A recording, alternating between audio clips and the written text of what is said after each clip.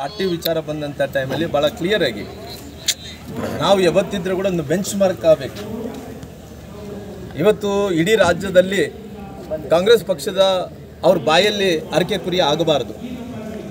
ಯಾಕಂದರೆ ಇವತ್ತು ನಾವೆಲ್ಲರೂ ಕೂಡ ಬೇರೆಯವರಿಗೆ ನೀತಿ ಹೇಳೋಂಥ ಮಂದಿ, ಇವತ್ತು ಕಾರ್ಯಕರ್ತರಿಗೆ ಗಟ್ಟಿಯಾಗಿ ಸಂಘಟನೆ ಮಾಡಬೇಕು ಅಂತ ಹೇಳೋಂಥ ಮಂದಿ. ಇವತ್ತು ನಾವೆಲ್ಲರೂ ಕೂಡ ಇವತ್ತು ನಮ್ಮ ಜಿಲ್ಲೆಯಲ್ಲಿದ್ದಂಥ ಎಲ್ಲರೂ ಕೂಡ ಎಲ್ಲ ನಾಯಕರು, ಅದು ರಾಮುಲು ಮತ್ತು ಜನಾರ್ದನ್ ರೆಡ್ಡಿ ಒಬ್ಬರೇ ಅಲ್ಲ, ಇಡೀ ರಾಜ್ಯದಲ್ಲಿದ್ದಂಥ ಎಲ್ಲರೂ ಕೂಡ ಒಂದಾದರೆ ಪಾರ್ಟಿ, ಎಲ್ಲ ಕಾರ್ಯಕರ್ತರು ಒಂದಾದರೆ ಸಂಘಟನೆ ಒಂದಾದರೆ ಮಾತ್ರ ಪಾರ್ಟಿ ಜೊತೆಲಿ ಅಧಿಕಾರಕ್ಕೆ ಬರುತ್ತೆ. ಹಂಗಾಗಿ ಇವತ್ತು ಸಣ್ಣ ಪುಟ್ಟ ವ್ಯತ್ಯಾಸಗಳು ನಮ್ಮಿಂದನೇ ಪ್ರಾರಂಭ ಆಗಬೇಕು.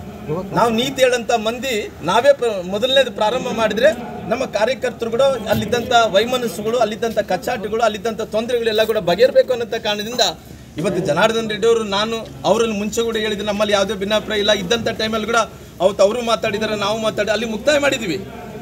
ಪುನಃ ನನಗೆ ಗೊತ್ತಿರೋಂಥ ಪ್ರಕಾರ ಮೊನ್ನೆ ಆದಂಥ ಟೈಮಲ್ಲಿ ಕೂಡ ನಾನು ಪುನಃ ಹೇಳಿದೆ ಜನಾರ್ದನ್ ರೆಡ್ಡಿ ಅವ್ರ ಬಗ್ಗೆ ನಾನು ಯಾವುದೂ ಇಲ್ಲ ಅಂತ ಹೇಳಿದೆ.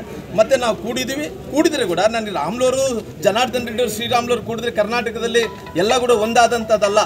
ಇವತ್ತು ಎಲ್ಲ ಜಿಲ್ಲೆಗಳಲ್ಲಿ ನಮ್ಮ ನಾಯಕರಾದಂಥ